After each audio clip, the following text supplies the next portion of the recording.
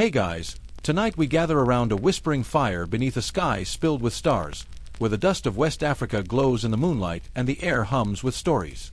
You sit cross-legged in the red sand, your eyelids already drooping a little from the heat and the slow rhythm of drums in the distance. There's no screen to scroll, no podcast droning in your ears. Just the flicker of flame light, the rustle of woven robes, and the griot. An old man, maybe, or a middle-aged woman with a powerful voice, standing barefoot before the fire, eyes half closed, already mouthing the name of a king long dead. His voice cuts through the night like smoke, light and ancient, layered with dust and memory. You don't have a clue what he's saying yet, but your bones settle in like they know this is going to take a while. And you probably won't survive this without nodding off somewhere between the Second and Third Empire. So, before you get comfortable, take a moment to like the video and subscribe, but only if you genuinely enjoy what I do here.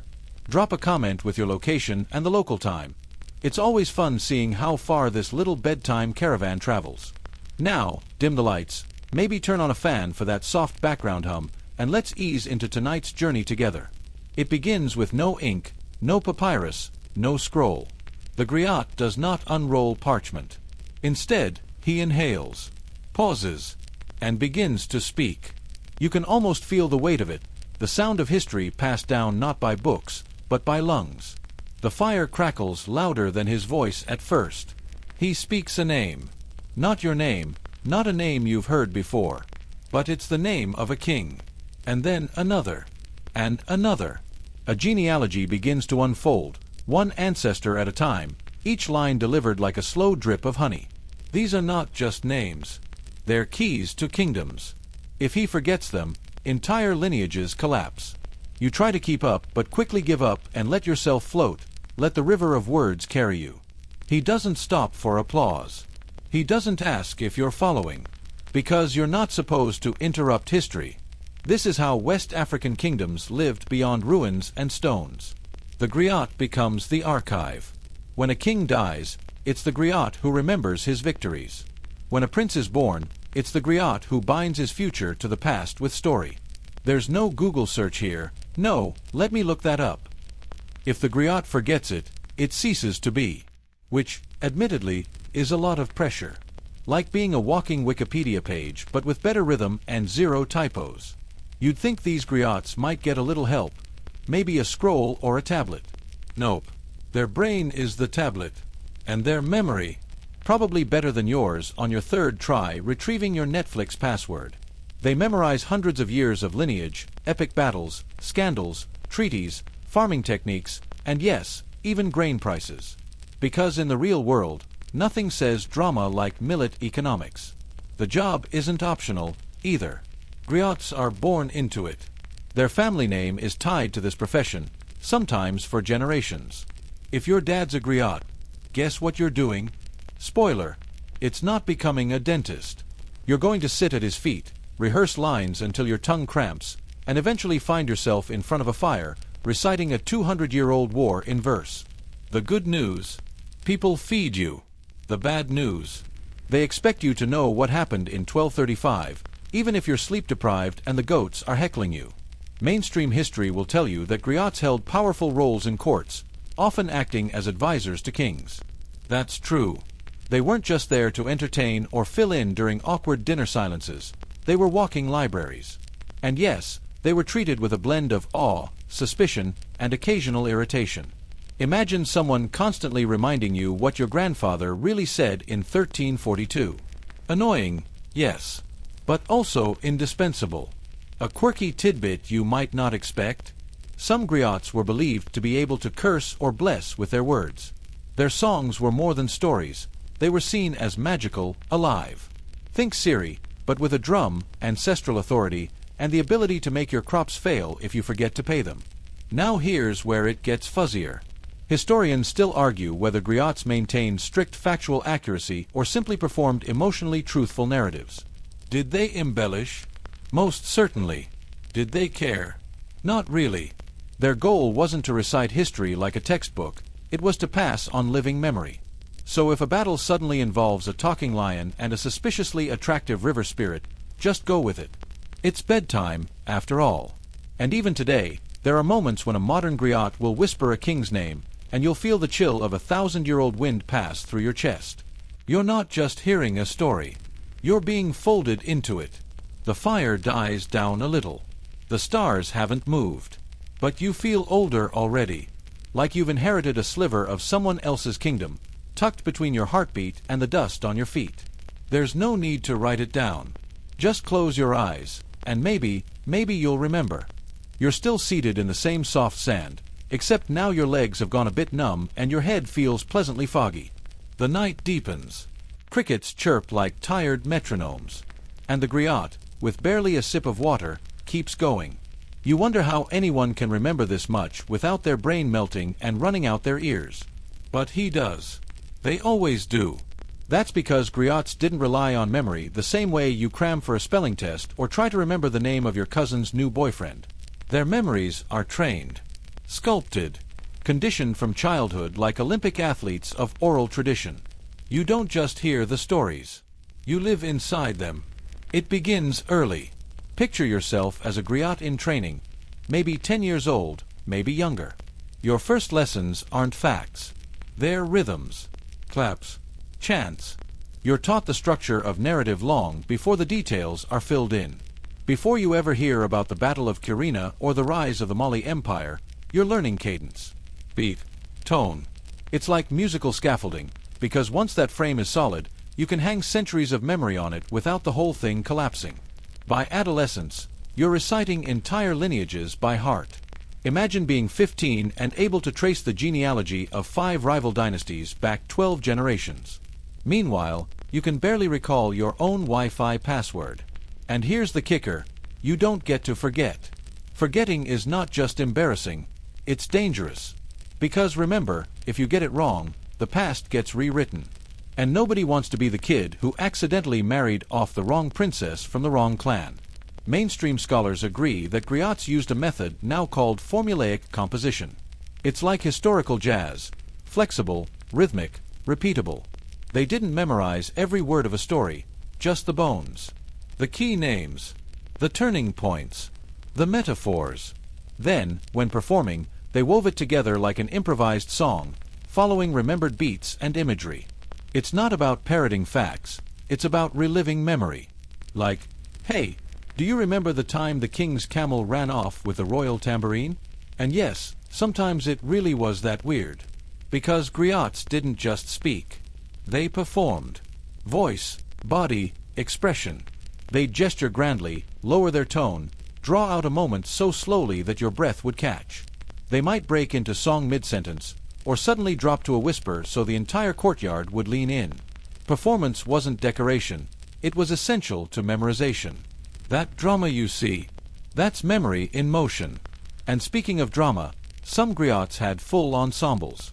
Think drums, chorus, even dancers who helped signal key narrative beats. It's a lot harder to forget a name when you've got a guy playing a harp every time it comes up. The kora, that 21-stringed beauty made from calabash and cowhide, wasn't just pretty. It was a mnemonic tool.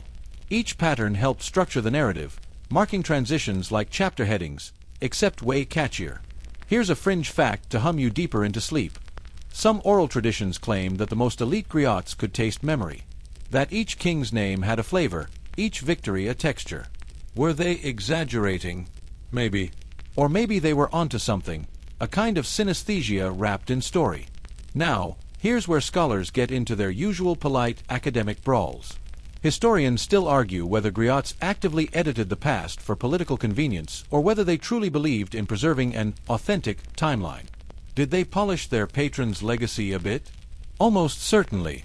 Wouldn't you, if the guy paying you also had a sword? But in many cases, the griots were also the guardians of shame. They didn't just highlight glory, they preserved disgrace, because remembering mistakes was how future kings avoided repeating them. This made griots a bit dangerous. You couldn't dismiss them. They knew too much. Whole histories, family secrets, bad treaties, quiet betrayals. It's like carrying a time bomb of knowledge everywhere you go. And yes, it made people nervous. The griot could bless your house with a praise song in the morning and burn your reputation with a single name drop by nightfall. That's why they had to be trained so carefully, not just to remember, but to be diplomatic. Skilled griots were like historians meet lawyers meet stand-up comics. They had to walk that razor's edge between flattery and honesty, performance and fidelity. Too dry, and no one listens. Too flashy, and people accuse you of making things up. And you, young griot in training, are starting to see the scale of it. You practice every day. You mumble names in your sleep. Your teacher tests you mid-meal, what happened in Wagadu during the drought of the twin suns. If you hesitate, he shakes his head and hands you a calabash of water. Try again. The sheer volume is absurd. Kingdoms rose and fell every few generations. Borders changed like shifting sand. Add to that trade routes, salt caravans, droughts, wars, diplomatic marriages, and magical interventions. Still, you're expected to weave it together like a rug, every thread tight and meaningful. The griot never carries a book. Instead, the world carries him. He travels with nobles and across borders. He learns the stories of allies and enemies, traces new bloodlines, absorbs the songs of other regions. Each new place adds to the vault in his mind. And then he brings it all home, like a living scroll. Some griots became so famous they were summoned across empires. Imagine that, a historian getting VIP travel invites before first class was a thing. People would wait hours, even days, to hear them perform. And if they didn't like your version of the Song of Sundiata, well, they might not throw tomatoes. But your reputation would take a hit, and you might end up telling cattle birth stats in some dusty back village until your name is forgotten. But for now, you're still learning. Still repeating. You trace your fingers in the sand as you chant, hoping your tongue won't betray you in front of a crowd someday. The moon is higher now. The fire lower. The griot in front of you is older, but he sees you watching.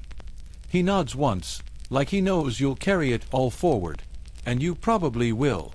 You stretch your legs a little now, toes curling in the fine sand that's gone pleasantly cool with the night. The fire crackles quietly, casting lazy shadows over the griot's worn features. He hasn't broken rhythm once. And you're starting to understand, this isn't just storytelling. It's architecture. A memory palace built from voice, breath, and ritual. You watch him adjust a string on his kora, fingers so familiar with emotion it's like muscle memory. And really, that's the secret here. Griots don't remember with their brains, they remember with their bodies. Let's talk about muscle memory. When you repeat something over and over, day after day, it begins to embed itself not just in your mind, but in your limbs. Your tongue learns the flow of a name before your brain does. Your hands trace invisible maps of genealogies long before you can even explain what they mean. The griots knew this. Their training was oral, yes, but also physical. Posture, breathing, pacing, it all mattered. You don't slouch through a tale of dynastic warfare. You lean in. You square your shoulders.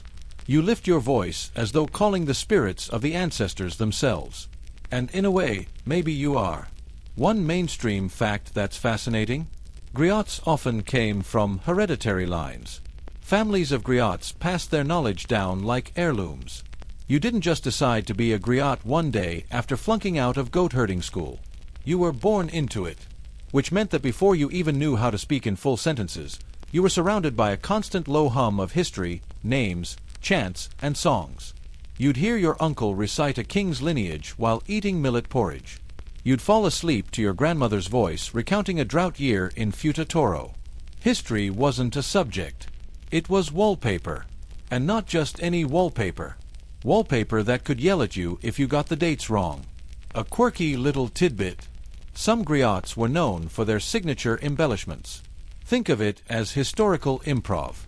You still had to hit the main plot points, but you could, say, add a touch of poetic drama to a warrior's entrance or insert a cleverly veiled insult toward a rival clan.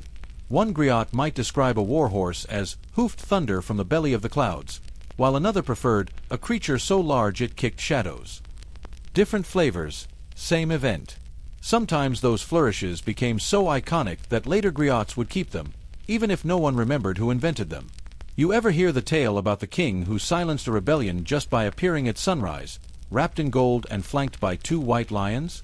Historians still argue whether he existed at all, or whether that's just a griot's way of saying, this guy was a total boss.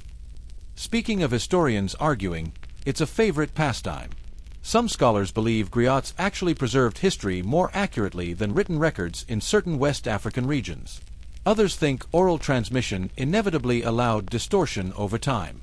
The debate's been going on for decades, and probably will for decades more. But the real question is, how do you define accuracy in a tradition designed to live and breathe? Because here's the thing. Griots weren't trying to be human photocopiers. They weren't concerned with nitpicking exact years or word-for-word repetition. Their job was to preserve meaning, emotional truth, cultural memory. You don't remember your grandmother's bedtime stories because they were 100% factually verified. You remember them because they felt like home. That's the griots' power. And they had tools to help. Not notebooks, not stone tablets, but frameworks, story skeletons, chants, formulaic phrases. There was a rhythm to how events were told, especially battles. Start with an omen. Introduce the leaders with grand epithets. Describe the terrain. List the combatants' lineages. Then, and only then, let the fight begin. This wasn't random, it was a template. And templates made memory possible. Here's where it gets delightfully nerdy. Some researchers think the griot structure mirrors that of epic poetry from entirely different cultures, like the Homeric tradition in ancient Greece. You know, Achilles and Odysseus and all that drama. It's like griots and Greek bards were separated at birth, both using formulaic repetition to tell sprawling tales in cultures without easy access to ink and paper. And yes, they had their own Achilles, many of them, in fact. Legendary warriors whose deeds stretched credibility, but were told with such gravity that you stopped questioning and just listened. It's easier to believe a man split a baobab tree in half with his spear when the guy telling you about it is doing so in a whisper so intense it could curdle milk. But even griots made mistakes, only they weren't called mistakes. They were called variations. If a griot forgot a name mid-lineage, he might smoothly pivot into a praise song for that family instead, buying time while his memory rebooted. If he confused two battles, he could merge them with a metaphor so vivid that nobody cared. It's kind of genius, really. Built-in error correction that makes you sound more poetic, not less. You start to see how they did it. Repetition, rhythm, story frameworks, early training, social importance, and yes, just an absurd amount of practice. Imagine performing for 5 hours straight, night after night, and still being expected to innovate while keeping the structure sound. Griots weren't just memory machines. They were jazz historians, spoken-word athletes, and low-key political advisors wrapped into one. And you, still seated in that same place, now heavy-lidded and dreamy, are beginning to feel the edges of that world. You sense the weight of centuries resting lightly on your shoulders, not crushing, but gently pressing down, like the memory wants to seep into your skin. There's a hush in the courtyard. The fire crackles a little louder. The stars lean in, and the griot leans back, letting a silence linger just long enough for you to crave what's next. He tilts his head. One more story. Of course. That's the rhythm. That's the breath between beats. And you are ready to remember. Your eyelids flutter a little, not from boredom, but from a kind of historical hypnosis. It's not every night you're gently brainwashed into ancient memory systems by the flicker of firelight and the hum of a one-string lute. But here you are, slack-jawed and completely transfixed, as the griot begins again, this time with a story older than the empire of Mali itself. He speaks the name of a kingdom you've never heard, something like Wagadoo, though the pronunciation drifts like smoke depending on the teller. And then he pauses, waits, lets the silence stretch until it almost tickles. And when he speaks again, it isn't just storytelling anymore, it's invocation. This is where griot magic gets especially weird. See, West African griots didn't just memorize for the sake of record-keeping. They weren't historians in the academic sense. They were stewards of spiritual continuity. Some lineages believed that to speak a name properly was to momentarily resurrect that person's essence. So yes, while you're over here wondering where you put your phone, these guys were busy making sure your great-great-grandmother's cousin's horse didn't get forgotten into oblivion. Now, how do you keep that much memory straight? Well, repetition helps. But here's the twist. Griots didn't memorize by cramming random details into their heads like bad trivia contestants. They structured information using story logic. You take a dynasty, Break it down into characters: kings, queens, ministers, advisors, mistresses, that one guy who was always late to war, and you give them motives. If a prince betrays his brother, that becomes a cautionary tale, like a spicy soap opera, only with more drums. Suddenly, you're not just remembering that King Cassa died in 1270. You're remembering that Cassa fell in love with a rival's daughter, betrayed his general, and got tricked by a snake god in the forest. It's juicy. It's sticky. And most of all, it's memorable. There's even evidence that griots used mnemonic devices tied to landmarks. That baobab tree you passed on the way to the village? Griot memory marker. The dry well near the old market? Another one. A griot might pause mid-chant, glance toward the north ridge, and remember, oh, right. That's where King Taramakan's army vanished in a sandstorm. The land became a map. The map became a song. The song became the memory. Quirky tidbit. Some griots refused to speak names during certain lunar phases. That's right, if the moon was in a bad mood, so to speak, the griot might skip entire passages to avoid disturbing ancestors' rest. Sorry, he'd say, too much moon tonight. We'll remember your uncle tomorrow. Try explaining that at a modern academic conference. Still, historians aren't always sure how seriously to take these rituals.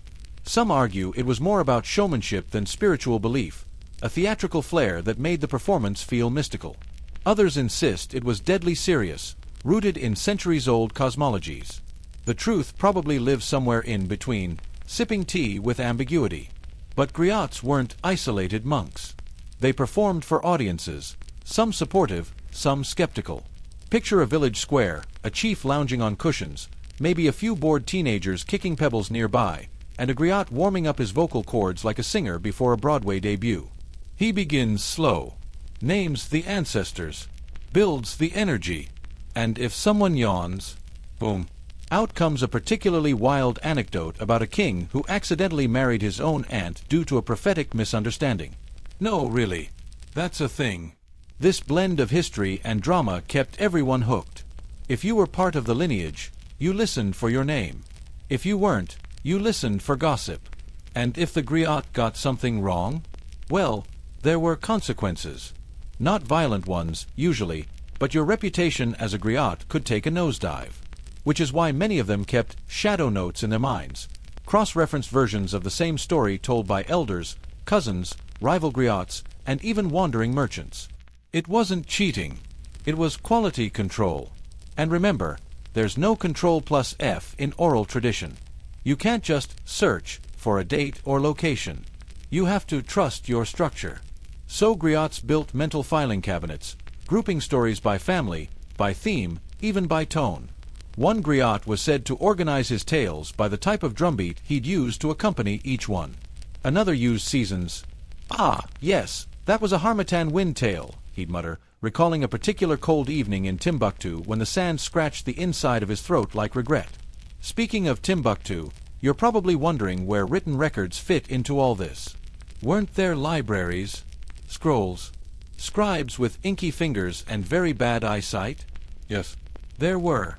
But griots operated in a parallel ecosystem. While scribes recorded treaties and tax records, griots preserved the soul stories, nuanced, fluid, flexible accounts that didn't fit neatly into scroll margins. Historians still argue whether these oral histories contradict or complement the written archives.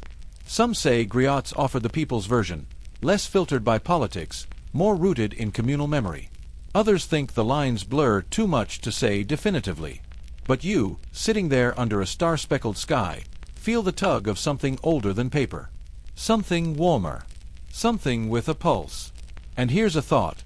Maybe the griots didn't memorize everything perfectly. Maybe they got the odd date wrong, or swapped one battle for another. But what they never lost, what no written record can quite replicate, was tone. The gravity of loss. The joy of a coronation. The fear in a silence stretched just a second too long. Because what matters in griot memory isn't just the what. It's the how. The why. The chill in your spine when a name is spoken as though the air itself bends to listen. The hush of a crowd leaning forward, mouths half open, as a tale reaches its climax and the griot simply stops. Just long enough for the ancestors to settle back into the soil. You shuffle a bit on your imaginary woven mat, shifting to get just the right angle of starlight and historical intrigue. Somewhere in the far corners of your mind, a mosquito buzzes, but it fades, because now you're deep in the Griots archive. A living, breathing web of names, events, lineages, and whispered scandal, carried entirely in the folds of one human brain. And tonight, that brain belongs to you. Your memory training begins not with a textbook, but with your ears. Griots were, first and foremost, listeners. Apprentices sat at the feet of elders for hours, sometimes entire nights, absorbing not just the content of stories, but their rhythms. The cadence of syllables, the gaps between names, even the pause before a joke or a tragedy. Like learning to sing before you can speak. Now, imagine trying to memorize the family tree of an entire empire, with polygamy. That's right. Multiple wives, dozens of children, and each with political implications. This wasn't just about who begot whom. You had to remember who supported which alliance, who married into rival clans, who betrayed a cousin during a feast involving roasted camel and too many millet beers. So Griots used pattern and repetition, but not in the soul-crushing, flashcard way. No, they used music. Melodies would shift depending on which kingdom was being remembered. The kingdom of Ghana, deep, droning rhythms. Mali, sweeping, expansive tones. Songhai, staccato, quick beats, full of war drums and sudden silences. Like a Spotify playlist for memory, but every song is over 1,000 years old and comes with a personal tragedy or miracle. They didn't just recite history. They scored it.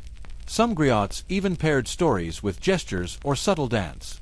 A flick of the wrist to signify a change in dynasty. A sideways glance that meant betrayal was coming. If you missed it, tough luck, the meaning slid right past you, like a fish through a net. You had to be awake, alert, tuned into more than just the words. You had to feel the shifts in tone, in body, in breath. Fringe tidbit for you. One school of griots in present-day Guinea reportedly used colored beads, worn discreetly as necklaces or belts, as mnemonic markers. Red for war, green for treaties, blue for a flood year, black for a mysterious death, often involving goats, oddly enough. The beads didn't contain the story, but they reminded the griot where to start. Kind of like old-school hyperlinks, except you wear them and your browser is your mouth. But memory is fickle. And griots knew this. That's why they practiced what we might call layered redundancy. You never learned a story just once. You heard it in your childhood, then again as a teen, then again during your apprenticeship, then again during your initiation.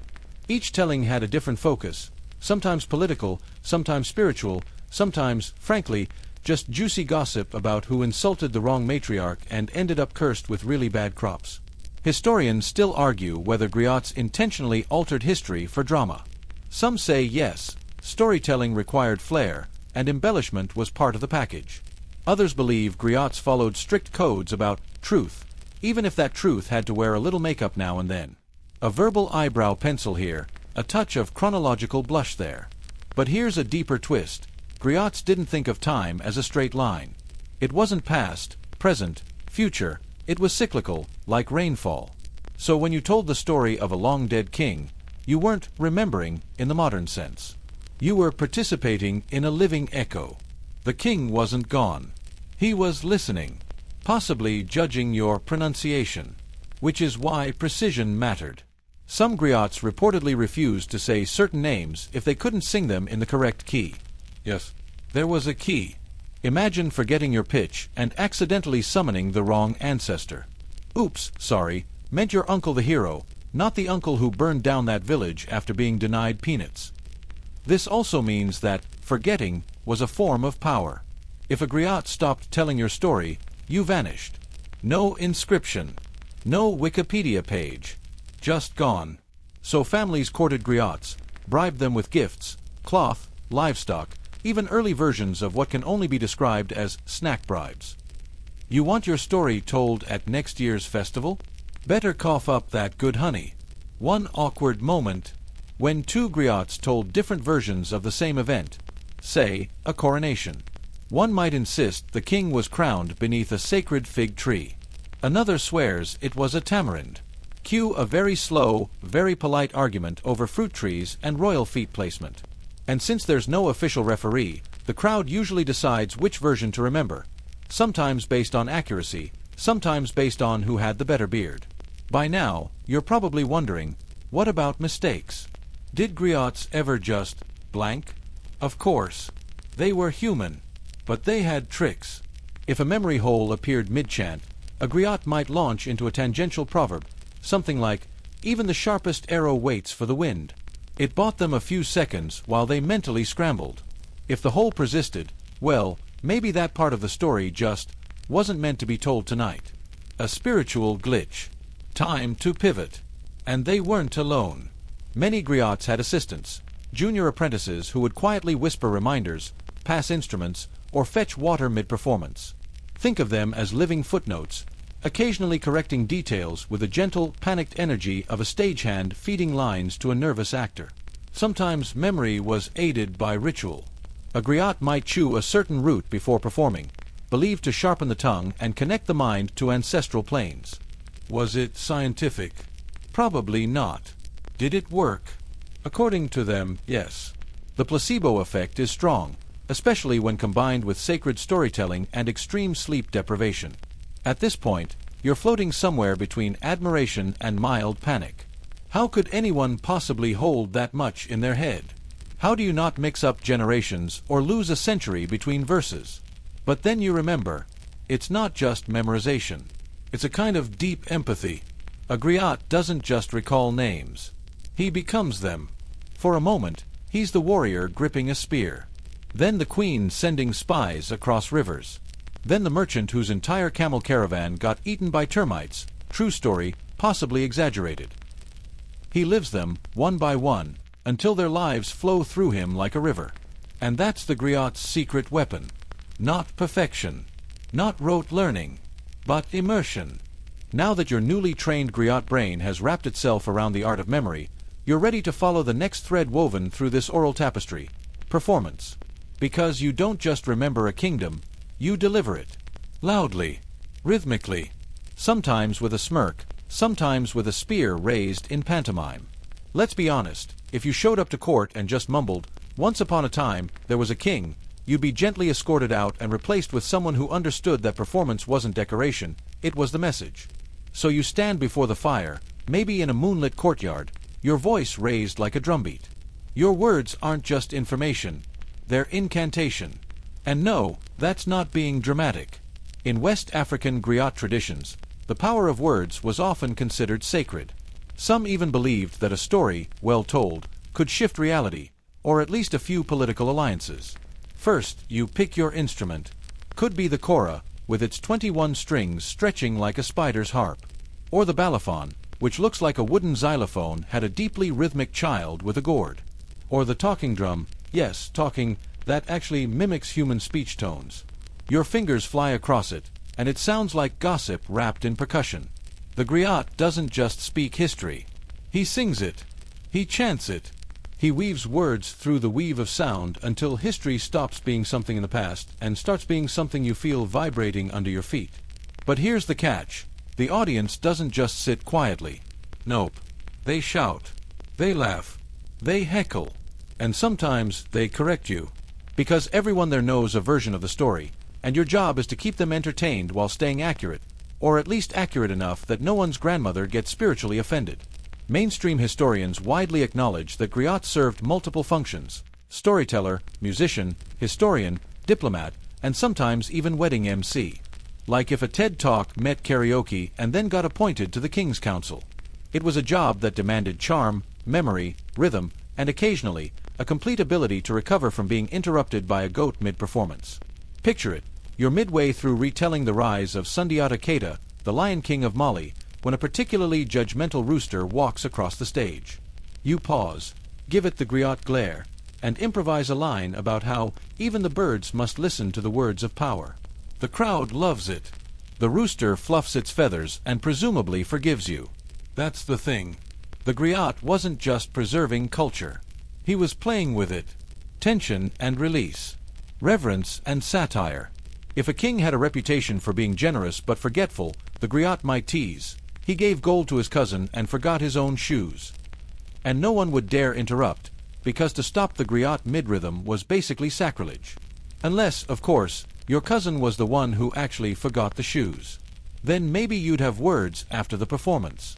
Fringe fact: in some regions, griots wore bells on their ankles or wrists, not for stealth, obviously, but to emphasize movement.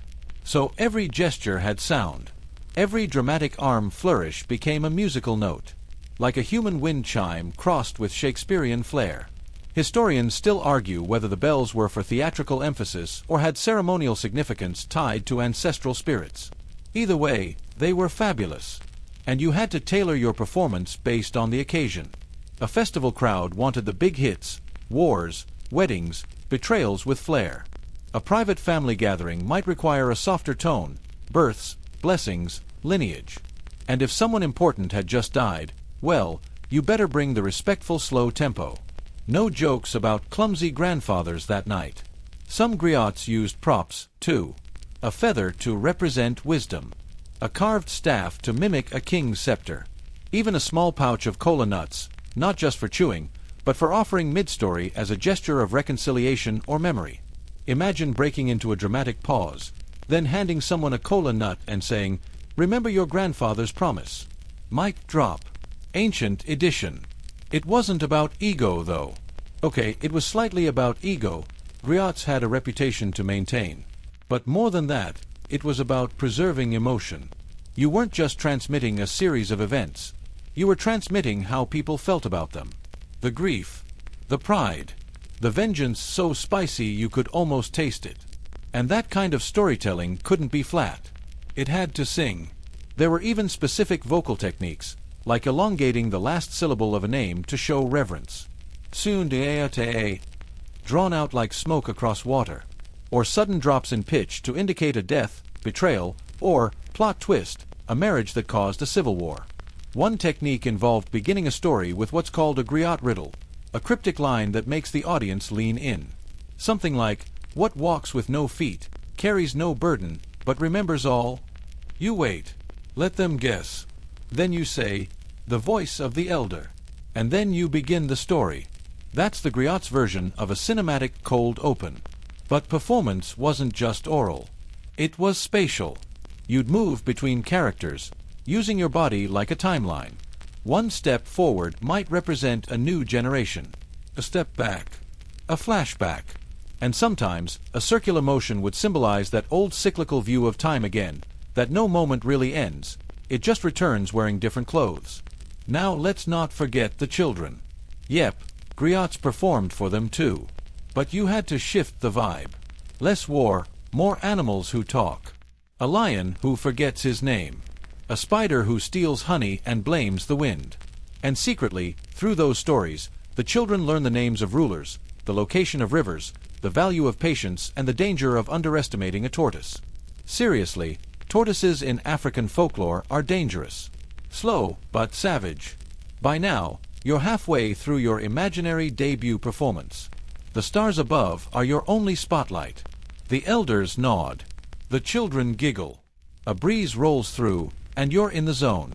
But here's the twist. No matter how good your performance is, you're always being watched by other griots. Yep. Think of it as the ultimate peer review. They don't interrupt, but they take mental notes. And if you fudge a fact or get too flashy, expect some passive-aggressive drumming next time you meet. Maybe even a snarky proverb tossed your way like, "Even the bird who sings too loud wakes the ancestors with a headache."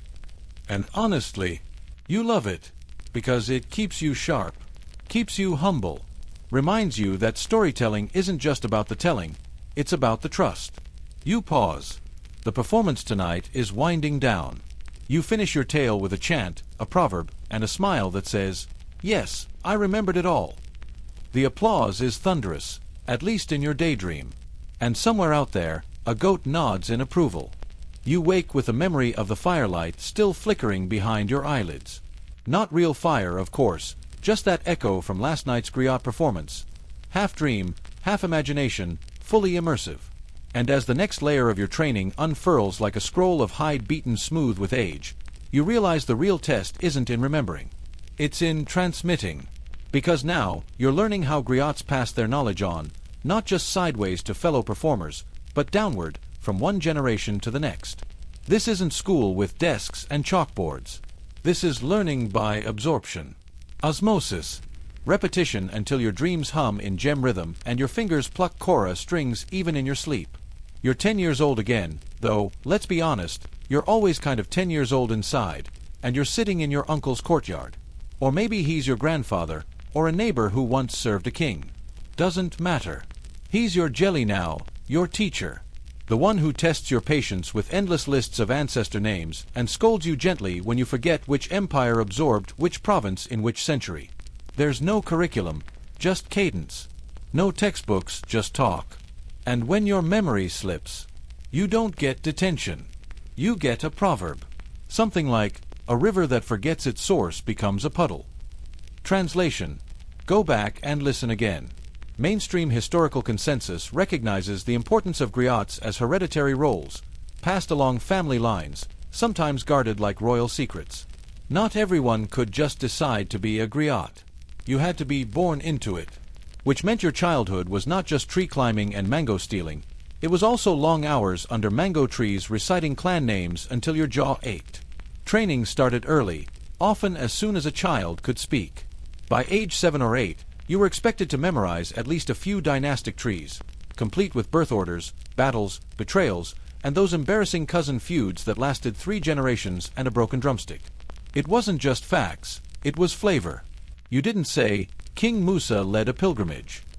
You said, Musa, the golden flood, rode east with more gold than the sun could count, and every grain that fell became a tale whispered in Cairo. And if you messed that up, expect a stare so disappointed it could wilt a baobab leaf.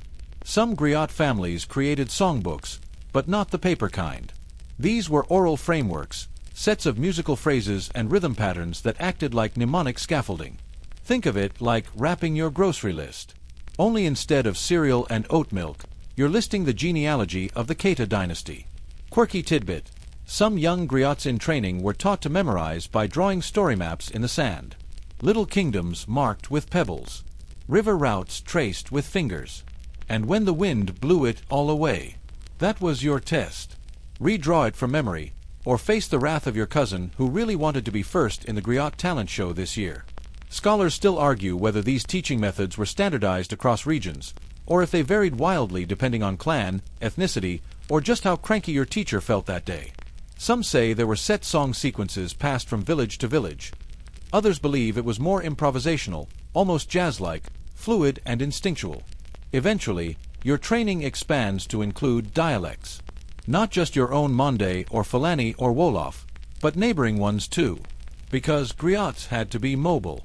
You never knew when you'd be sent to deliver a genealogy to a queen 2 valleys over, or recite a birth blessing at a wedding where half the audience spoke a language you didn't learn until last Tuesday. You also learned to listen.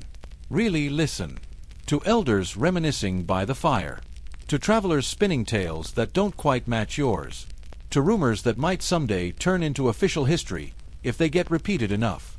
Griots were living libraries, yes, but also editors. You had to decide what versions to tell, which parts to emphasize, and which awkward moments were better left mumbled into a drumbeat. You practice memory games with your cousins, playing Name That Ancestor at lightning speed. You recite poetry during chores, hoping your sister doesn't splash you with bathwater midline. You practice storytelling tone by mimicking your grandfather's snoring, trying to work it into a rhythm. It doesn't go well. He notices. At some point, you're sent to observe real performances. You sit quietly, maybe with a gourd of water and sticky fingers from roasted millet, watching as elder griots command the night. You don't blink.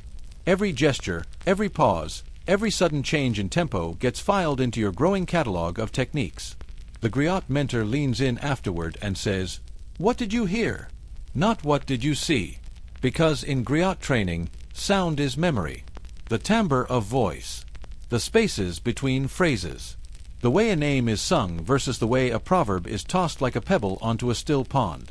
Over time, you're allowed to join the performance. Not center stage, no. Not yet. But you might be allowed to echo a line. Or tap the drum once. Or whisper the name of a village just as the griot finishes his sentence. And when the crowd nods in approval, your chest swells with pride and maybe a little leftover millet. Sometimes you make mistakes. You misplace a lineage. Mix up a king and his son. Claim someone was born before they existed. Your teacher raises an eyebrow. Is the river flowing backward today? They ask. You stammer, correct yourself, and learn. Always learn. Eventually, you're asked to compose. Not invent, but rephrase. Take a known story and twist the telling. Try a new rhythm. Add a line. Make it sing in your own voice without losing the bones of truth beneath. That's the final trial. Because a griot must preserve, yes, but also evolve. Keep the fire alive, not frozen. And one day, they don't correct you. They just listen. And when you finish, they nod. And that's how you know. You've become the story you once only heard. You rise from your imaginary training, heart full of names and proverbs, hands aching to drum. Outside your dream, it's just nighttime and the hush of sleep. But somewhere deep in your brain, a kingdom survives because you remembered it. The stars are still out, their silence wrapped around you like a cotton shawl, and yet, the memory of voices lingers, those low, earthy tones of griots echoing between woven huts and under acacia trees. You stretch your limbs in this dream space, ready to follow them beyond the village. Because griots didn't stay put. You don't either. Tonight, your journey sways under the weight of saddlebags and stories, because now you travel with a griot caravan. Yes, a whole troop of them, winding your way across the Sahel, from the Senegal River to the edge of Lake Chad, and all without a GPS or Spotify playlist. You're somewhere between salt routes and camel trails, the sun dipping low and the dust sweet with distant baobab blossoms. Your griot mentor walks ahead, staff tapping the ground rhythmically, humming an old tune that once celebrated a warrior queen who defeated her enemies with honeybees and perfect sarcasm. Historians still argue whether she actually existed or if she was just a poetic roast of a real person. Griots on the move were more than mere performers. They were diplomats, cultural translators, the original long-distance influencers. They carried not only the memories of empires, but also the authority to speak them aloud to strangers and make those strangers care. And trust me, you don't get people to care about 14th century tax law unless you've got talent. Mainstream historical accounts often frame West African trade routes as highways for gold, salt, and slaves. And they were, but griots traveled them, too, tucked into camel caravans or invited into royal entourages, their job being to connect dots between towns that hadn't spoken in generations. That took serious mnemonic muscle and, let's be honest, a killer memory for names like Bala Fasik Kuyate or Sumaro Kante the Sorcerer King. Here's a quirky tidbit. Some griots brought along charm bundles, pouches stuffed with carved bones, feathers, or smudged verses from old Islamic texts, to protect their memories from evil spirits or just from boredom on long walks. Superstition, maybe. But when you're memorizing centuries of bloodlines, a lucky chicken toe can't hurt. These journeys weren't luxurious. You sleep under the stars, hoping the scorpions are too tired to bother. You eat whatever the locals offer, roasted groundnuts, fermented milk, maybe something with legs you're too polite to identify.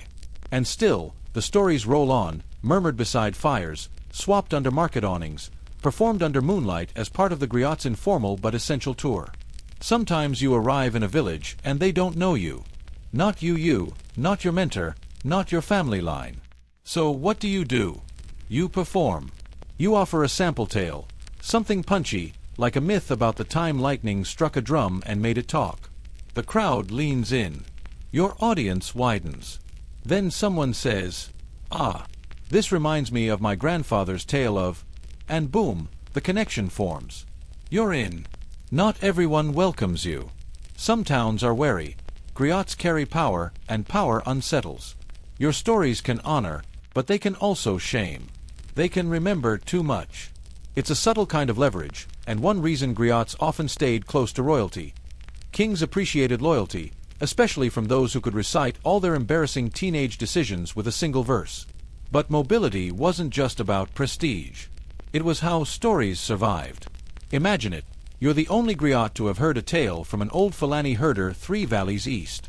Now it's your job to share it with a court in Timbuktu, adjusting the tone so it lands just right, tweaking the dialect, maybe glossing over the bit where the herder implied the king's grandfather couldn't read. Griots walked a tightrope of truth and tact. Your journey carries you through dusty crossroads and green riverbanks.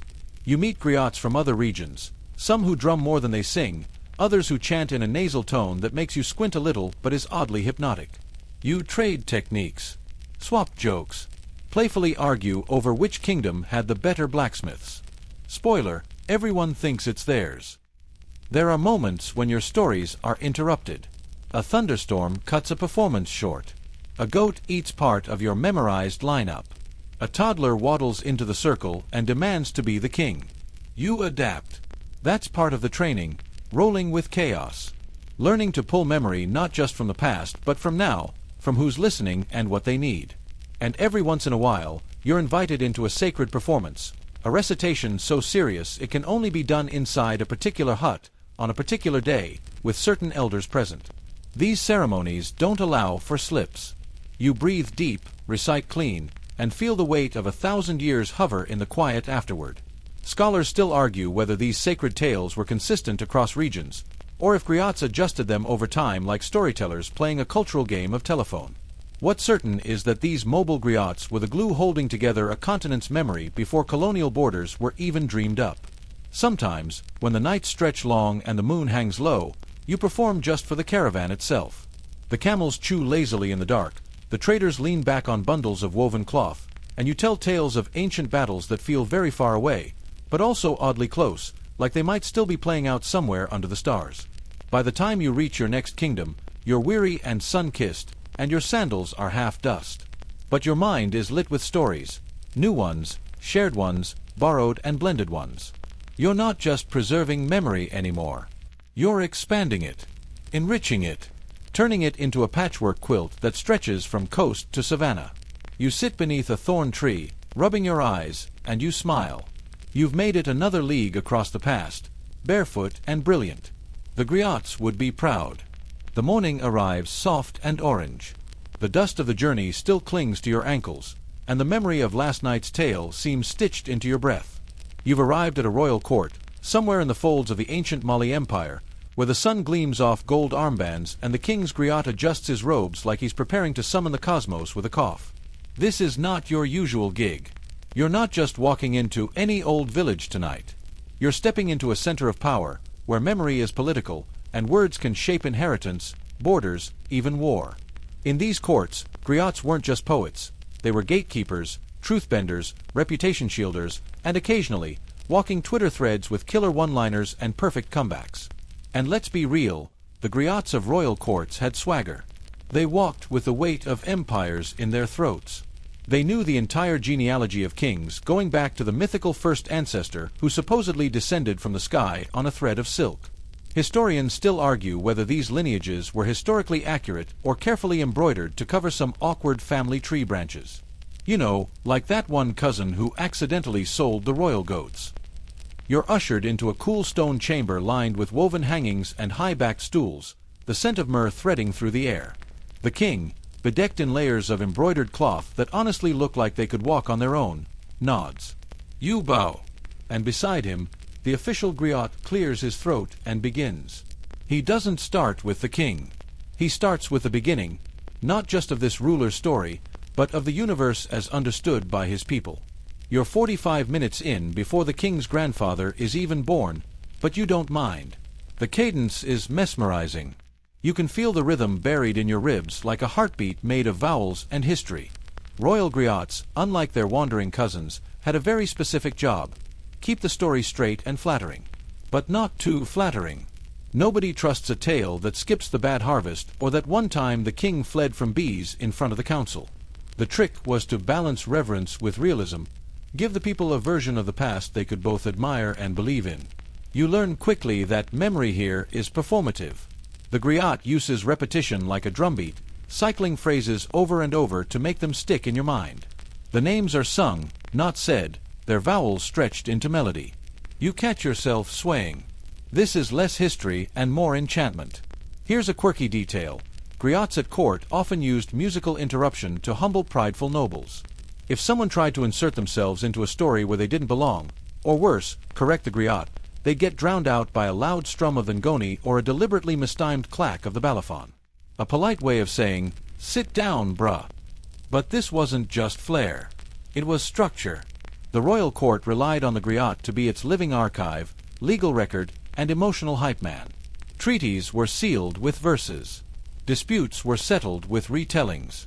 Births and deaths were woven into epic poems that people carried in their ears for the rest of their lives. You watch as the griot transitions from origin tales into recent memory. His voice lowers. This is sensitive terrain. A war. A betrayal. A king who trusted the wrong advisor and lost half a province. There's no anger in his tone, just gravity. Everyone listens more closely, even the birds outside the windows seem to hush. The room swells with silence. In moments like these, griots wielded something more potent than swords: social memory. The kind that could stain or sanctify. The kind that outlived monuments. Not all griots were men, by the way. That's a historical quirk we don't hear enough about. While male griots, known as jelyu, were the most public voices, there were also female griots, called griots, who often specialized in singing praise poetry and mourning songs. Some were known to silence whole rooms with a single line. Some even held the power to shame a noble into giving up land. Talk about lyrical leverage. You're asked to perform next. Nothing big, just a story from the road. Maybe something humorous. You go for the one about the drunk herder who mistook a crocodile for a canoe. Always a hit. You weave in local names, make the crowd chuckle, and end on a note that subtly praises the king's wisdom. The royal griot nods, barely, but it feels like winning an Oscar in slow motion. The performance isn't just about entertainment, it's about belonging. By sharing your memory, you join a longer line of griots who've stood in that same spot, weaving truth into myth and back again like thread through a loom. Later, you're allowed into the griot archives, if you can call them that. There's no paper, no library, just old men and women sitting in a semicircle, each guarding a corner of the past. One holds the names of the kings. Another holds the migrations. A third knows every proverb and insult ever used in court. You sit among them, ears wide, trying to remember everything. And here's the thing, none of them speak at once. They take turns. When one forgets a word, another supplies it. When a date seems wrong, they pause, argue softly, settle on a phrasing that feels right. This is living memory. Messy, layered, beautifully unreliable. Historians still debate whether this oral system was vulnerable to manipulation or more adaptable than writing ever was. But sitting here, wrapped in their careful silence, you can feel the weight of it, a human hard drive with a heartbeat. Eventually, you return to your mat, stomach full of rice and tamarind sauce, head bursting with centuries. You stare at the ceiling of your hut, watching geckos chase ghosts across the thatch, and you understand something. Griots weren't just keepers of memory. They were architects of identity. And you're one of them now. You wake before dawn, the sky still wearing its indigo shawl. Somewhere nearby, a rooster panics at its own echo, and you lie still, half listening to the early rattle of calabashes, the whisper of women sweeping dust from the thresholds. There's something different in the air today. Not just morning mist or wood smoke, it's expectation. Because today, you're traveling to the festival. Not just any festival. This is the one griots wait for all year, the one that turns entire towns into human libraries, percussion chambers, and makeshift amphitheaters. Your sandals scrape lightly across the dirt as you set off, headed for the legendary gathering at Kita, or perhaps it's another town with its own tradition. Historians still argue which site held the original festival of the jelyu. But let's be honest, no one wants to start an academic brawl in the middle of a drum circle. The road there is alive. You pass groups of griots humming softly to themselves. Like students rehearsing before a final exam, they're also going to sing. One has painted his face with white ash. Another carries a hand-carved ngoni that looks older than the empire itself. The rhythm of footfalls sets a beat you find yourself matching, and before long, you're part of the migration. More pilgrimage than party. By noon, the festival grounds stretch out before you like a spilled jewelry box. Stalls shimmer with glass beads and polished gourds. Children dart between dancers. Elders claim their shady spots early, unfurling mats beneath neem trees with all the gravity of theater critics choosing their box seats. Somewhere in the crowd, a group of women begin a soft ululation, a ripple of sound that raises goosebumps even in this heat. You find yourself pulled into a circle. A griot begins a tale. No introduction, just the slow, deliberate build of rhythm and suspense. It's about Sundiata again, Because of course it is. Like we said, that man's story is the Beyoncé of West African oral tradition. This version, though, has a new detail, a magical blacksmith who forges words into metal. You blink. Had you heard that bit before? Historians still argue whether embellishments like this were artistic flourishes or regional truths. Some say griots adapted their stories for every audience. Others claim each version was sacred and unchanging. You know the answer is probably both, tangled together like vines around a tree no one planted. Later, you sit beside a woman named Nene, a griot with hands like river stones and eyes that carry 7 decades of dust and delight.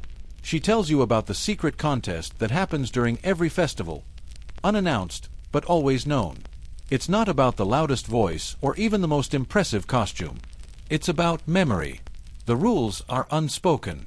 Someone begins a lineage. The next must continue it. The next must correct any mistakes. A fourth might add a proverb or ancestral joke that deepens the meaning. Miss a name?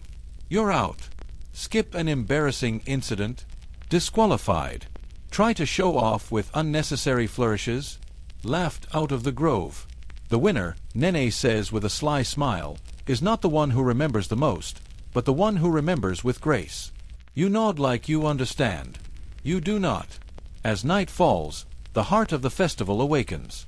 Torches flare. Skirts swish. The balafons come out.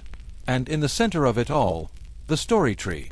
Sometimes a real baobab, sometimes just a symbolic circle drawn in dust, but always the place where tales reach their crescendo. You approach with a nervous grin.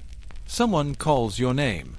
Not your real name, but the griot name they've given you. It means, listener of stars. Slightly dramatic, but you're not about to complain. You're handed a drum. You don't remember asking for one. Doesn't matter now. The circle opens. Your turn. You begin, voice low, barely a ripple against the drumbeat. It's a story you've carried for weeks, gathered in bits from marketplaces and mountain villages, shaped by firelight and fermented millet. You speak of a child who could mimic bird calls so perfectly he was mistaken for a spirit. You weave in a proverb, a historical date, a moment of silence that feels sacred. When you finish, there's no applause, just breath. Then someone else steps forward and continues your story. Not to correct it, to deepen it, to honor it. That's when you realize this isn't competition. It's collaboration. Later, lying under the open sky with your head resting on your travel sack and your heart too full to sleep, you remember something Nene said: griots don't just tell stories. They keep company with the past.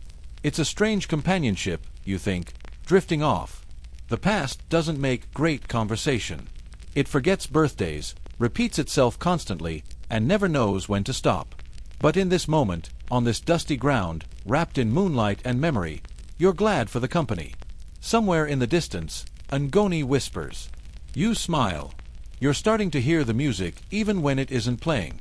You wake to the low hum of voices rising with the mist. A griot is already speaking somewhere nearby, his words drifting through the trees like smoke. It's not performance hour, it's morning gossip time, which, in griot circles, still comes out sounding like an epic ballad. You stretch, bones creaking in protest, and wander toward the scent of warm millet porridge.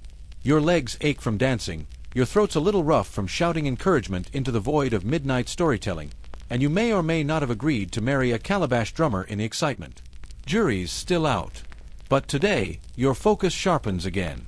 Today, the learning continues, not just performing but absorbing. Because every griot, no matter how seasoned, is also a student. And that's where memory training gets weird.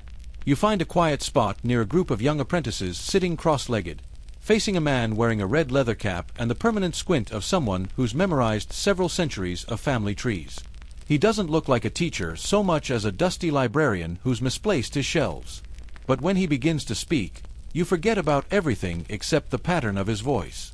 He's reciting, no notes, no breaks, just name after name, event after event, war after drought after birth after famine, in a chain that stretches centuries. And it's not just history, it's mnemonic architecture. Each event links to a melody, a beat, a proverb, a person's crooked smile or missing toe. Historians still argue whether this oral method allowed more precision or more poetic drift in the retellings. You can see both sides. There's something impossibly exact about the way he pauses before mentioning a long-forgotten battle, like opening a mental drawer labeled Crisis, Regional, 14th Century, Avoidance Tactics. One of the apprentices begins to echo him in a whisper, mouth barely moving, hands twitching like they're conducting invisible rhythms. You lean closer. That's the trick. They're using musical scaffolding. Beats and melody aren't just pretty add-ons, they're filing systems. Notes mark names. Cadence holds chronology. It's why griots often train first as musicians. Before they're allowed to speak, they listen, sometimes for years. Think of it like downloading an entire database, slowly, painfully, but with incredible fidelity. And all without Wi-Fi. You test it yourself, tapping your fingers against your leg in a steady 6/8 beat. You whisper a family line you heard last night, tying each ancestor to a rhythm. It sticks. More than when you just try to remember the words. It's like the melody pulls the memory back into place, like gravity for the mind. The master griot, his name might be Mamadou or possibly something far less pronounceable, suddenly shifts tactics. Now he's asking questions. Not factual ones, but riddles, parables. What walks before its name but arrives only when forgotten? You frown. One apprentice answers, a proverb. He nods. These too are part of the memory test. Embedded inside tales and genealogies are puzzles, tiny locks that require historical keys. If you don't understand the lesson, the story doesn't make sense. If you do, it opens like a gourd filled with cool water. One boy gets an answer wrong. No scolding, just a nod. You're young. Let it grow in you. There's a break for tea, strong, spiced, too sweet, and you sit with an older griot who claims to have memorized 9 royal lineages plus the entirety of the Sanjata epic backward. You raise an eyebrow. He shrugs. Just the parts with horses. You ask how he remembers so much. He grins and taps his head. Each line has a color. Each name a taste. Each war a smell. You're not sure if he's joking. Either way, you're jealous. As the sun climbs higher, the apprentices are tested on their ability to invent. Memory here isn't just passive recall, it's creative adaptation. One girl is handed a fragment of history, a famine during the reign of a minor king. Her task: expand it into a story that explains not just what happened, but why and what it means now.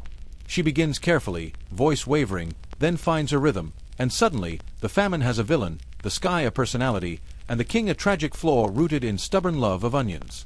Everyone nods approvingly. She's learning. So are you. The rest of the day drifts by in a haze of repetition, melody, debate. One old griot insists the year of a famous migration was 1235. Another swears it was closer to 1218 and brings out a drumbeat to prove it. Listen to the rhythm, he says. It fits the calendar. You laugh, but they're dead serious. In this world, dates are music, and music doesn't lie. Or if it does, it lies beautifully. Back at the campfire, someone pulls out a string of cowrie shells and lays them gently on the ground. You've seen this before. It's a teaching aid, yes, but also something closer to a spiritual object. Each shell stands for a generation, a choice, a turning point.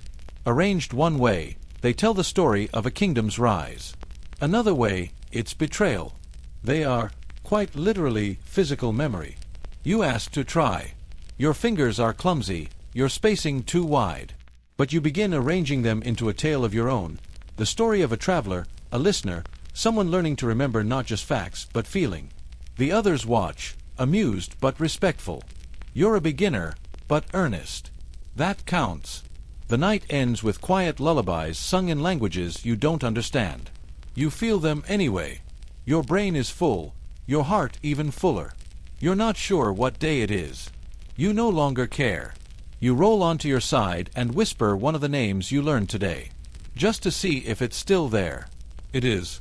You wake slowly this time, blanketed by a stillness so complete it could be ancient itself. There's no music yet, no performance, no rush. Just the whisper of leaves brushing the dirt and the soft inhale-exhale of other sleepers still curled beneath thin woven blankets.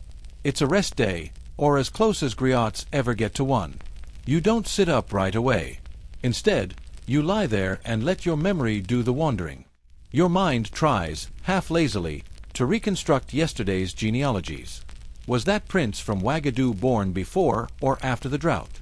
Did the famine happen during his father's reign or his cousin's? And who married the daughter with the six-syllable name and the stubborn goats? Historians still argue how griots managed to store and retrieve such complex information. Some claim it was all about structure, repetition, formulas, and storytelling scaffolds. Others believe there was something almost neurological happening, a trained expansion of working memory that modern science hasn't fully unpacked. You're pretty sure it's also about never being allowed to forget in the first place. By mid-morning, the camp begins to stir. The festival may be on pause, but the learning never really stops. You follow a few griots to a quieter part of the compound, where an older man sits beside a thick tree stump carved with hundreds of tiny symbols. Not writing, exactly. More like memory pegs. Anchors for story fragments. He's teaching a technique that rarely gets mentioned in history books: visual tactile encoding. It's simple, almost childlike. You touch a carving, a spiral, a footprint, a bird, and attach to it a memory. The way your grandmother used to slice mango. The first time you heard about the siege of Gao. The shape of a mountain range in a poem. Over time, these carvings act like memory prompts. Like buttons on a jukebox of the mind. You press, and the story plays. Not a perfect system, but surprisingly powerful. You try it. Your fingers settle on a carved eye. You think of vision, of insight, and link it to the tale of a blind griot who could see the future through old stories. Maybe he was real. Maybe not. But now, whenever you touch that eye, his story will rise. Nearby, a woman trains two children in call and response. She claps. They echo. She chants a phrase about warriors riding antelope into battle. They mimic it with gusto. This, you learn, is another key to griot memory: communal reinforcement. When everyone knows part of the story, it becomes nearly impossible to lose. And if someone forgets, the others remind. Gently. Unless you're really off, in which case, expect a rain of affectionate teasing and an exaggerated version of your mistake that might live on forever. Griots are merciful, but they are also excellent at roasting.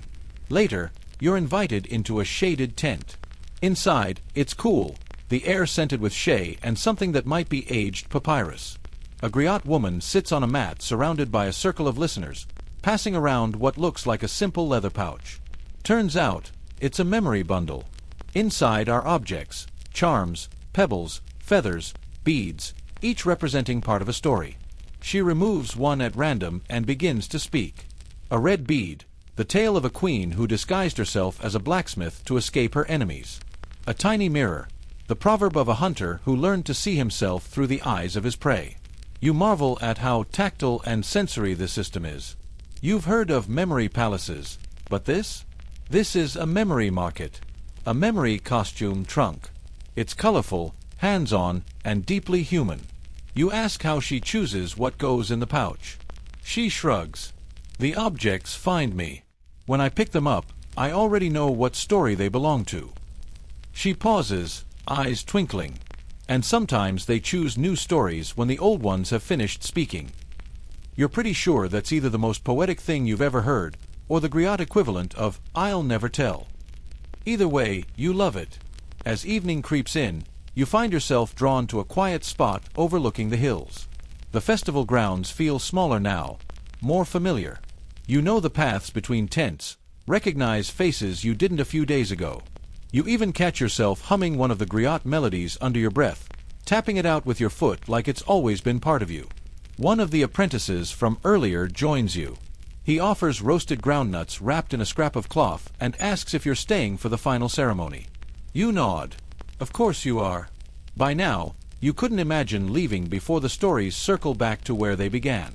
He tells you something then, low and slow, that every griot must learn when to stop talking.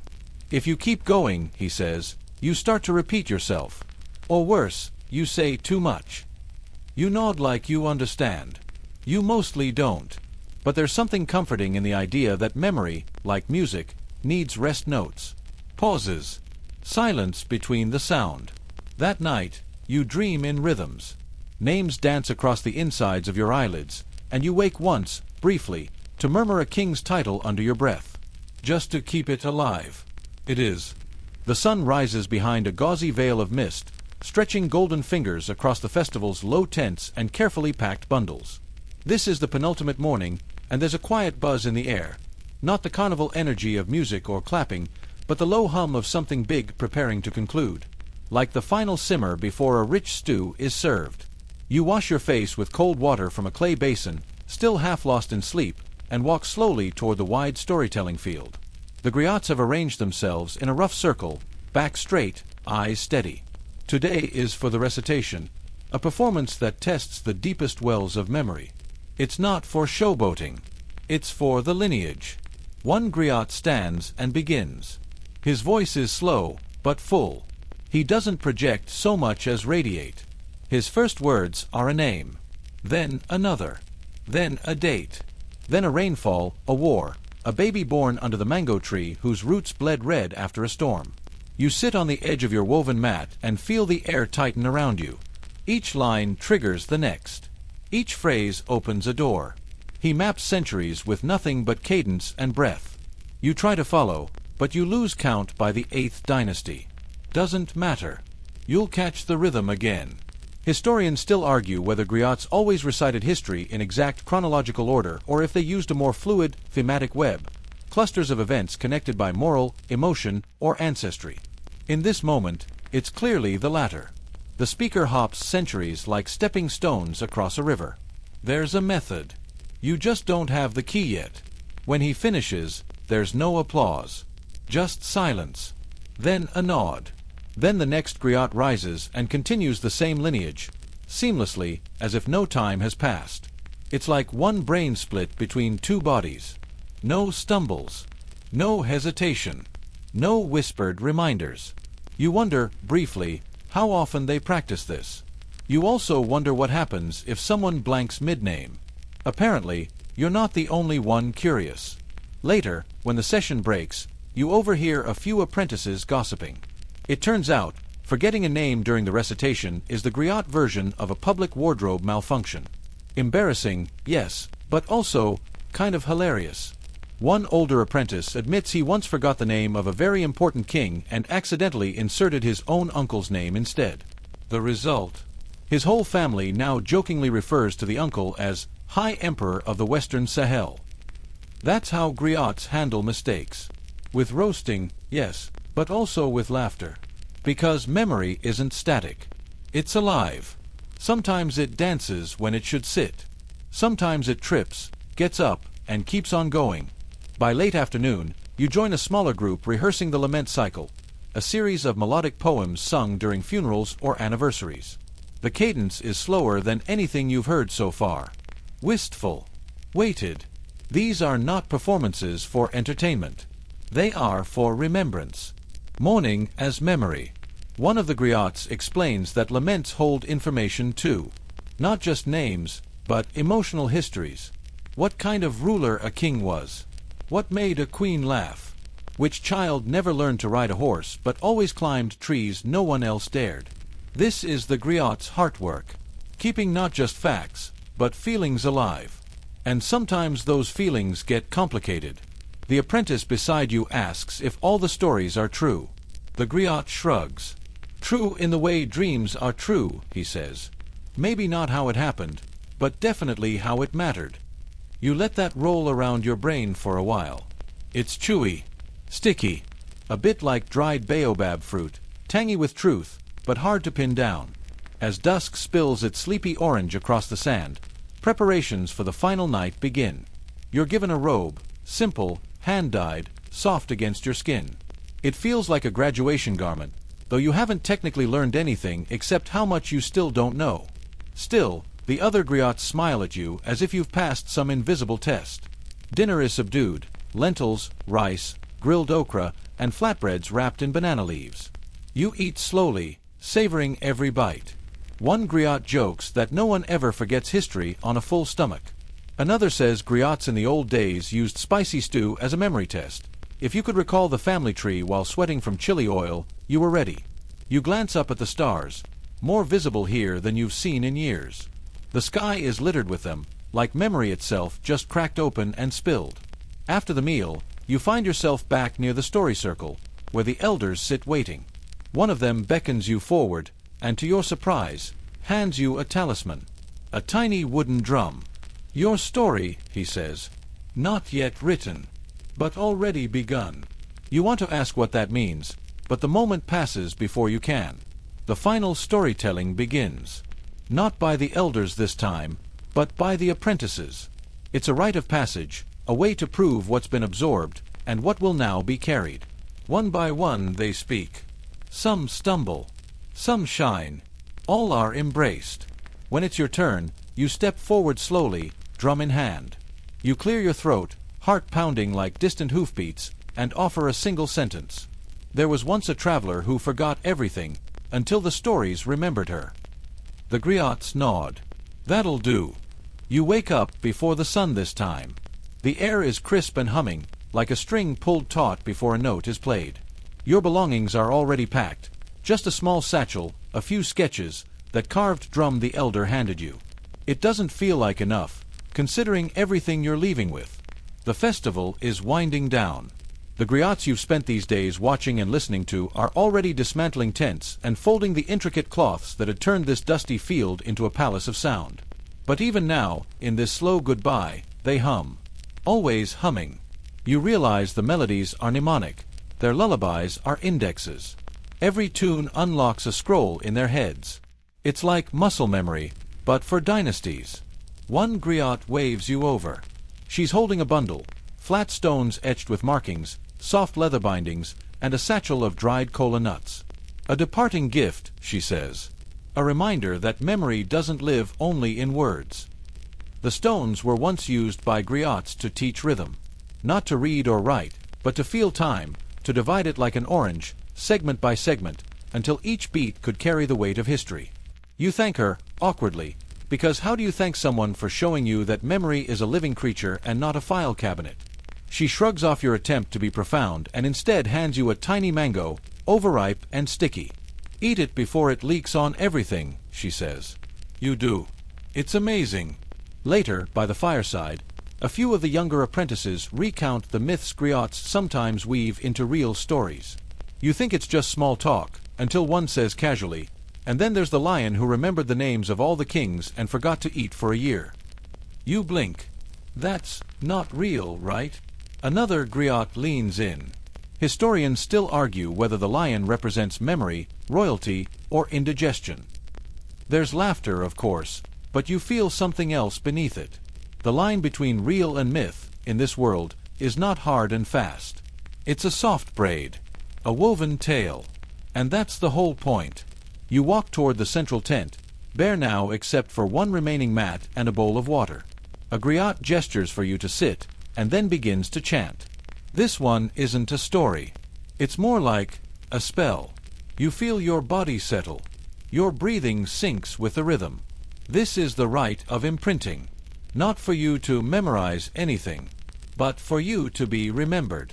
The griot's chant includes your name, your face, your questions, even your terrible attempt at remembering 3 lineages in a row. It's all woven in. You don't know how they remembered all that. But they did. And now, it lives inside the chant.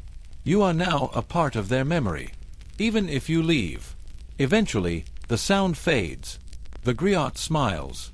When you tell stories now, he says, we'll hear them. The idea that somewhere, years from now, as griots sit around a campfire, one might tell of the awkward traveler who once spilled goat milk on a genealogy scroll and still got hugged, that idea kind of makes you tear up. Quietly. The next few hours are a blur. Farewells. Grins. A final gift, an iron hairpin in the shape of a twisted river, representing the way memory meanders. You mount the caravan at midday. The road calls, and the dust rises like it always does. As you turn one last time, the griots lift their voices, not in farewell, but in a call. A promise. That you carry stories now too.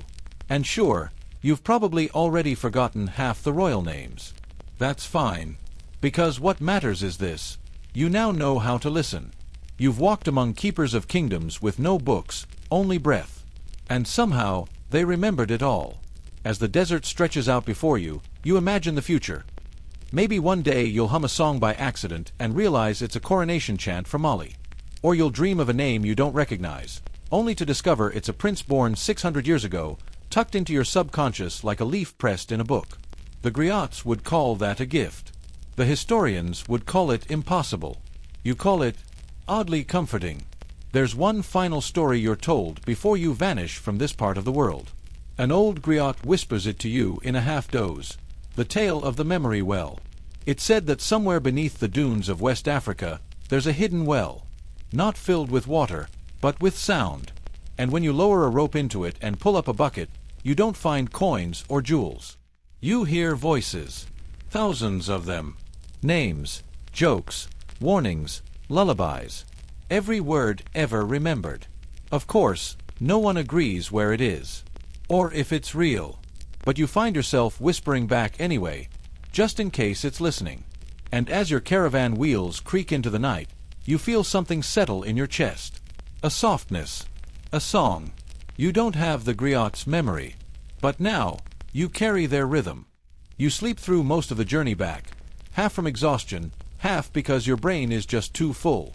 At this point, if someone asked you to recite one more lineage or repeat one more proverb about a talking fox and a silent king, your mind might just quietly exit your skull. But still, something inside you keeps humming.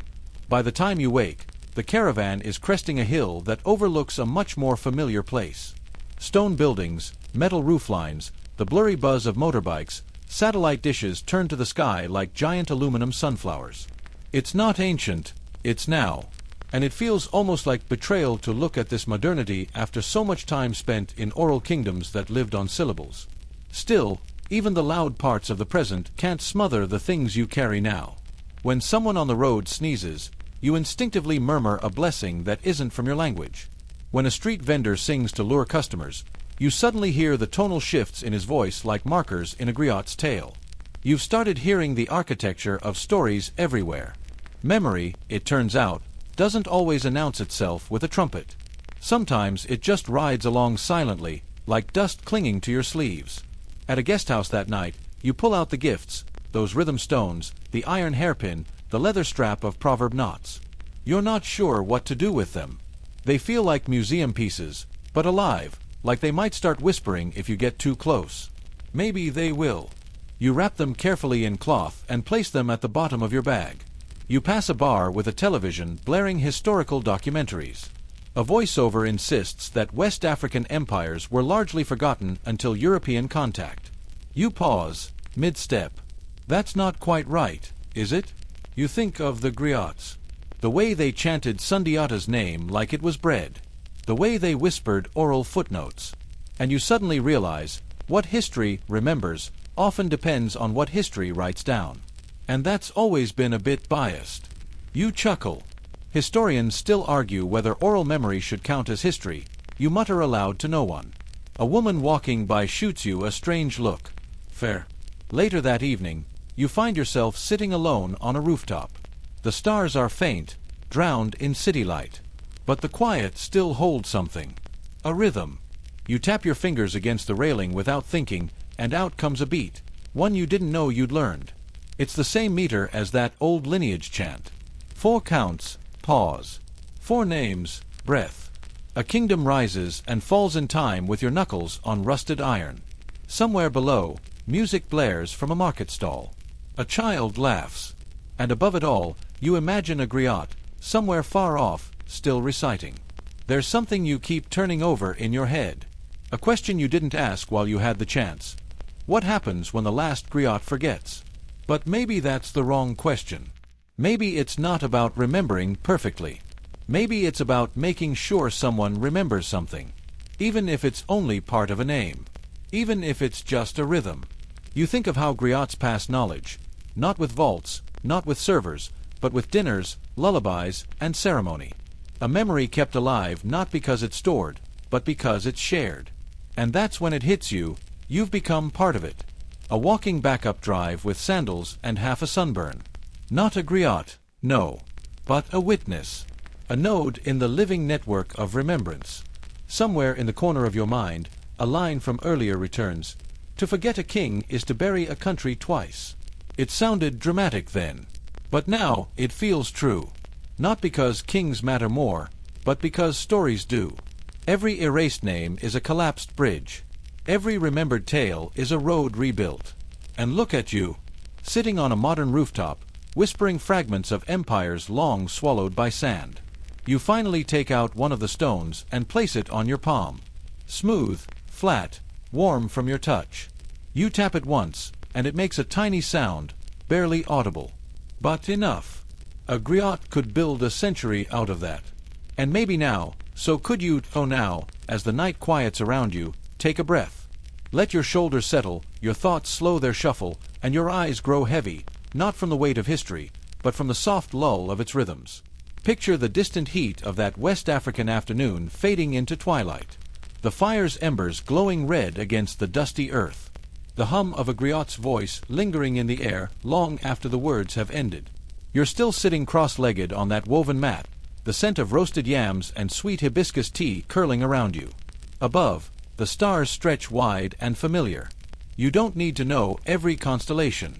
You don't need to remember every kingdom's rise and fall. All that matters is the rhythm, the breath between lines. The beat your own heart adds to the chorus of memory.